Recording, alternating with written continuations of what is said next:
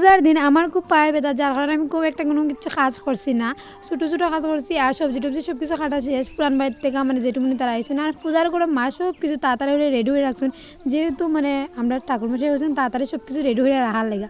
আর আমি একটু আলপনা দিলাম ওই জায়গায়, তারা ওইটা হচ্ছে আমরা মানে ঠাকুরের মানে মূর্তি আনা হয়ে গেছিলো। তারপরে রান্না বসে না, আমি যেটা মনে হয় দেখ দেখ আমি না নিলে লাড়া দিতেও পারি না, মানে মানে হাতাটা উঠাইতাম যে পারি না, বৌদি আমার এই হাসটা যে এটাই পারে না তুমি।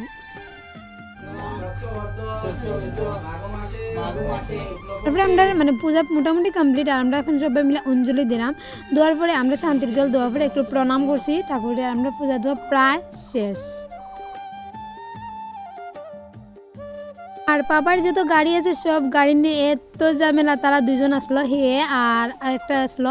তো তারপরে প্রসাদ খাওয়ার গাড়ি নিয়ে অনেক ঝগড়া হয়েছে, আর আলটিমেটলি দুইটা গাড়ি ভাঙ্গা হয়ে গেছে। বাবাই প্রচণ্ড বাবাই কাঁদছে। পূজা শেষ, টাটা।